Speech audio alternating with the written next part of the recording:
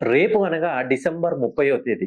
30వ తేదీ 12వ నెల 2025వ సంవత్సరం. ఒక్కసారి ఈ డేట్‌ని మీరు పర్టిక్యులర్‌గా చేయండి. 30వ తేదీ అంటే 3, 12వ నెల అంటే 3, 2025 అంటే 9. సో 3కు సంబంధించిన నంబర్‌లో ఉన్నారు. నేను చెప్పేటువంటి 3 రాశుల వాళ్ళకి మహర్దశనండి. సో ఎవరైతే వృషభ రాశిలో జన్మించారో, మిథున రాశిలో జన్మించారో, సింహ రాశిలో జన్మించారో, వృషభ రాశి, మిథున రాశి, సింహ రాశి వాళ్ళకి ఈ ముక్కోటి ఏకాదశి నుండి సాక్షాత్తు 3,00,00,000 మంది దేవతల అనుగ్రహాన్ని పొంది వీళ్ళు కోటీశ్వరులు అవ్వబోతున్నారు.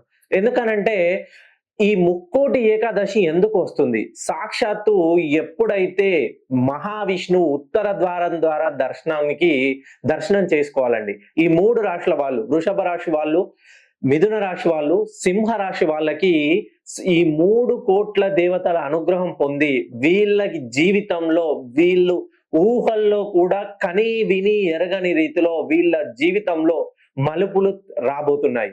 రాబోయే 2026 ఖచ్చితంగా మీరు రాసి పెట్టుకోండి. 2026ను మొత్తం కూడితే 1 వస్తుంది.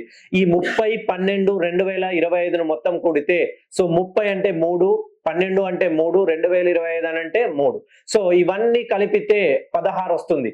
సో 16, 6 ఇందులో 1, 6 రవికి సంబంధించిన నంబర్‌లో వీళ్ళు సూర్యుడిలాగా వీళ్ళ జీవితం వెలగబోతుంది. ఇప్పటి వరకు మీ జీవితంలో ఉన్నటువంటి కష్టాలు, నష్టాలు, అప్పులు అన్నీ తీరిపోయి మీరు ఒకరి దగ్గర నుండి తీసుకోవడం కాదండి, మీరే ఒకరికి ఇచ్చే స్థాయికి ఎదగబోతున్నారు. మీరు వృషభ రాశిలో జన్మించినట్లయితే, లేదు సింహ రాశిలో జన్మించినట్లయితే, మిథున రాశిలో జన్మించినట్లయితే మీ పేరులో 5 అక్షరాలు గాని, 6 అక్షరాలు గాని, AEIOUలు ఎన్నున్నాయో 1కి 2 సార్లు చెక్ చేసుకోండి. ఈ ఎవరి పేరులోనైతే సరి బేసి స్థానాల్లో ఓవెల్స్ ఉంటాయో వాళ్ళు లక్ష్మీదేవి అనుగ్రహానికి పాత్రులు కాబోతున్నారు.